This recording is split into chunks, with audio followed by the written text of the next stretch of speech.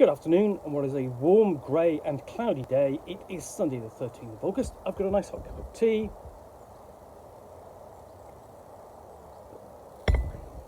And a starter set to unbox. So, this is the Dungeons & Dragons adventure game. The adventure begins here. This would have been published by, Wizards of the Coast in the year 2004. In conjunction with the launch of Dungeons & Dragons 3rd edition. So, enter the world of adventure. There's something moving behind the door. Perhaps it's a vicious ogre waiting to tear you limb from limb, or a horde of zombies thirsting for blood, or maybe a terrifying dragon ready to engulf you in a maelstrom of fire. Problem? Nope, not for you. You're a hero. A powerful wizard, a strong fighter, or a sneaky rogue. You can handle whatever comes at you in this introduction to the greatest fantasy game of all time. Everything you need to start playing is right here. So open up. What we've got inside is a classic read this first sheet. And this one tells you essentially, read this first, follow these instructions. So we're looking at essentially decide who will be the dungeon master. Players choose characters, the players fight practice battles, and the Dungeon Master read Adventure 1 and the rule summary sheets to yourself. So, what we've got in here is a thick sheaf of characters. Now, these are done in full colour. You can really kind of tell in many cases the different sort of styles of artwork which appear for the different editions of Dungeons & Dragons. So this is obviously 3rd edition, you cannot get that feel. And essentially these are all just folios, and they all come apart. So I'm going to pull these apart. We start off with Tordek the Dwarven Fighter, and we have his stats, a guide to rolling dice, and essentially description of more details inside, buying better armour and equipment, and essentially Tordek at the 2nd and 3rd level. And it's going to do the same for each of the player characters. So we have Mayali, the Elven Wizard. So instead of all the new equipment, she has a list of her spells. So a summary of all her 0 level and 1st level spells. Jozan is a human cleric, and you can see inside he has his cleric spell summary. Lida is a halfling rogue, and there's a guide there to using her skills and sneak attacks. And Redgar, the human fighter.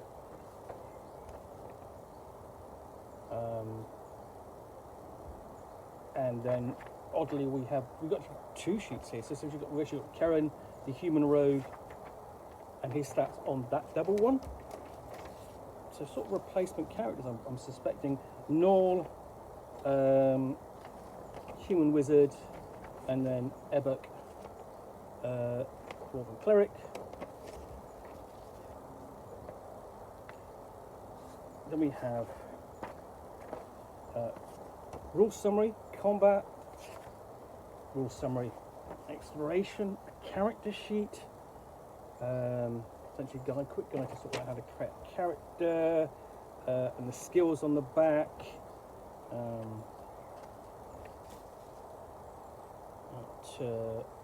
We have combat diagrams. So there are a couple of those, essentially positions of player characters and how they will relate to combat. And in the back we have monster identification and monster identification continued.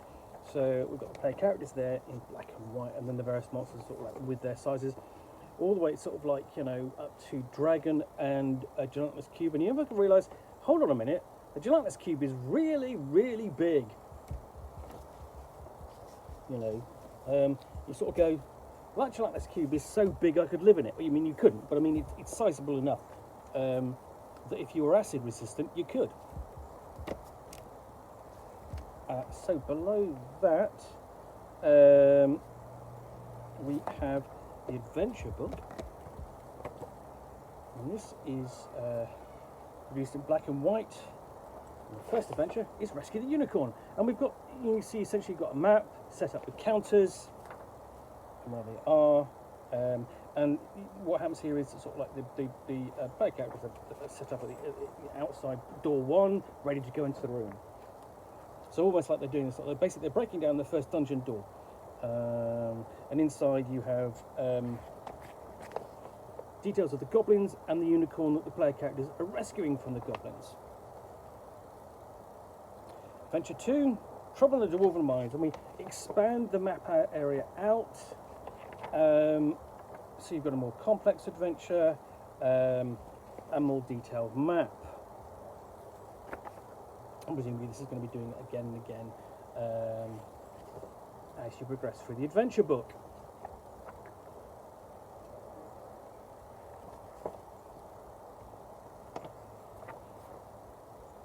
Adventure 3, Into the Crypt.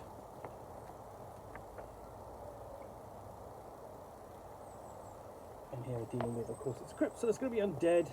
You've got skeletons, but also snakes and puzzles. And you encounter Zero, the necromancer. Just love his own illustration. And then Adventure 4, the magic statue, takes place in that location. Where there will be sort of room full of bats. Now, the interesting thing is that if we go back to here, so we've got room 1, goblins and the unicorn, and room 2, the sleeping room, and then Adventure 2, Trouble in the Dwarven Mines. Well, that's, you go on to, I can't see room 3, but it is there, like room 4, the lair for the rats. So the adventures are kind of connected. They're all following on from one after the other.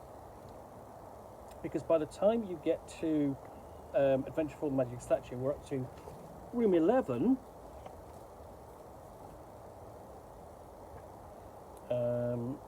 12, 13, encountering a sleeping ogre, and then Erelos the rogue, the statue, and a hellhound. So a bit of a tough fight at the end there. Adventure 5, the captured caravan. So this essentially is taking sort of like individual sort of like areas on a larger map.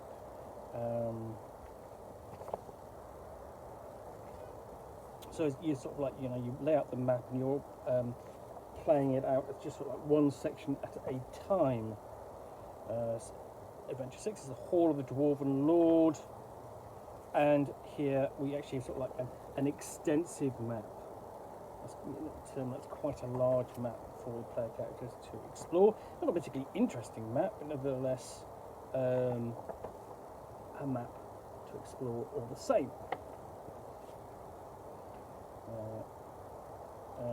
Here we'll encounter bugbears,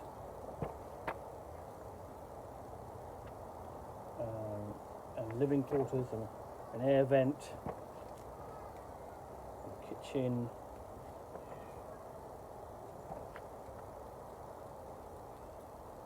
another defiled shrine,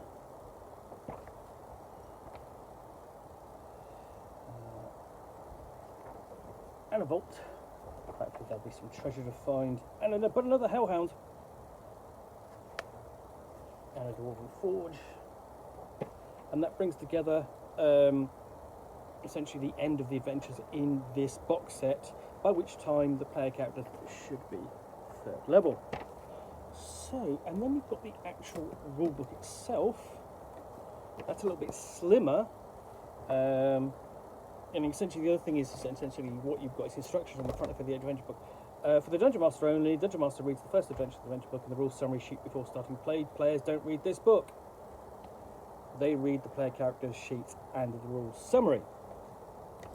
And then the rulebook, don't read the rulebook before starting play.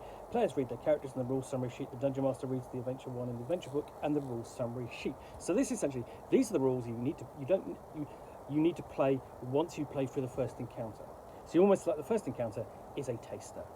So introduce the rules, introduction to the book, and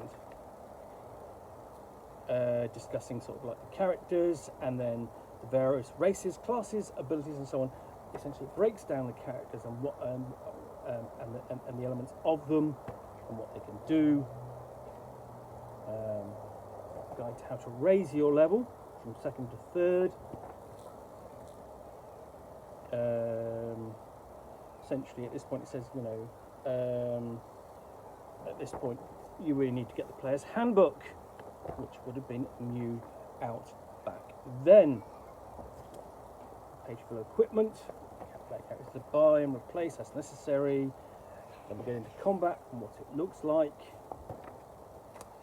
Choose a weapon, who goes first, the actions the player characters can take, and then we have discussion of combat movement and the counters.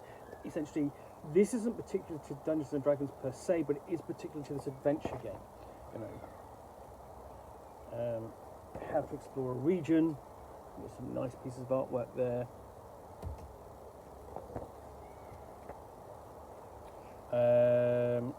And then what characters can do before we have a look at the spells list. On the descriptions. You've already got a couple of pages of spells there, because essentially that's all you're really going to need for these adventures. Talking about dungeons, including dungeon level, dungeon random tables, how to use the skills in the game, and what they do, because this really is the first version of Dungeons and Dragons to introduce skills, not as an extra, but core to gameplay. And then we have a table of wandering monsters and traps and elements to populate your dungeon. Before we get discussion of monsters and their descriptions. And here we go. And some of this artwork will definitely look familiar.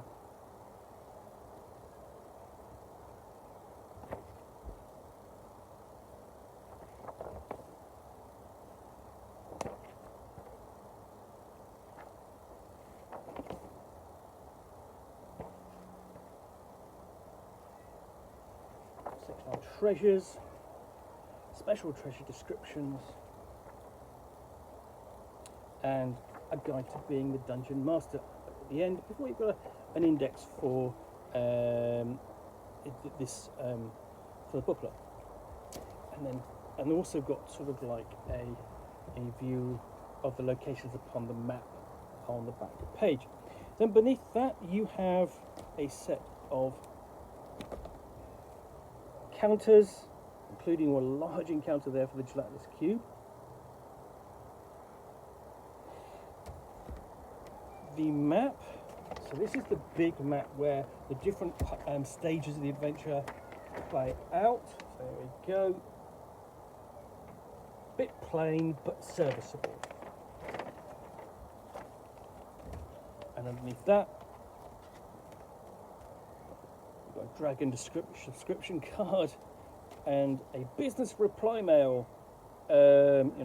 Basically, what do you think of the product you just bought, and you'd mail that in back in the day, just 23 years ago.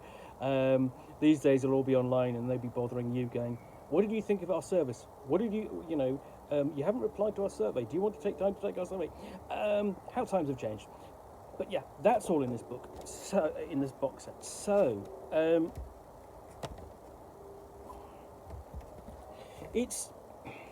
think one of the interesting things about these box sets is that if we go back to the year 2000, is that as far as I recall,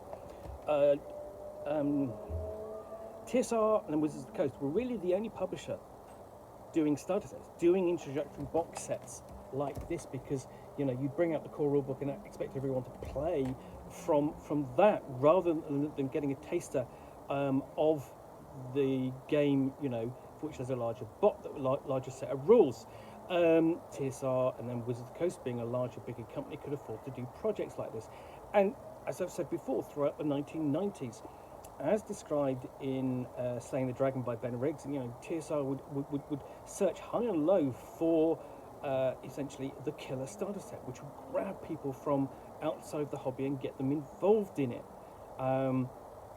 So this would come at really at the end of that final process, you know, from sort of like from 1990 to the year 2000, and then we have a bit of a gap before we get up to, you know, the next ones for like Dungeons and Dragons 4th edition, and then the really good, and then sort of like Lost Mines of Pandelver for 5th edition, and so on. These days, you know, you now think, well, how many starter sets have there been for 5th edition? Well, who's trying to think? 3. And then you look at every other role-playing game these days, and they've all got a starter set. It's almost traditional. And the thing is, a good starter set packs playable content in there. You know, not 1, not 2, but 3 or 4 adventures you can play. And I think this really does kind of, you know, those starter sets are an echo of this, because you've actually got to play a lot of playable content. You've got multiple encounters, multiple mini adventures, which you can sort of like play in a single session for a couple of hours and so on before you get onto the larger adventure at the end. So yeah, this is the Dungeons and Dragons adventure game, essentially the second version of the adventure game. This one for 3rd edition rather than 2nd edition, as opposed to the previous adventure game, which was published in '99 for Dungeons and Dragons Advanced Dungeons and Dragons 2nd edition. Anyway, hope you've enjoyed this unboxing in the Nook. If you have, then please do click on the like button down below. And if you've got any comments or feedback, I do appreciate you taking the time to post those. And lastly, if you want to be alerted to get more unboxings in the Nook, where you will see me out here with a box or a game, or in this case a starter set, which I will unbox and chat about to the best extent of my knowledge for roughly 10 minutes or so, all of course accompanied by a nice hot cup of tea, then please do click on the subscribe button down below. Thanks again for watching another unboxing of the Nook. We'll be back again soon with another one. Bye for now.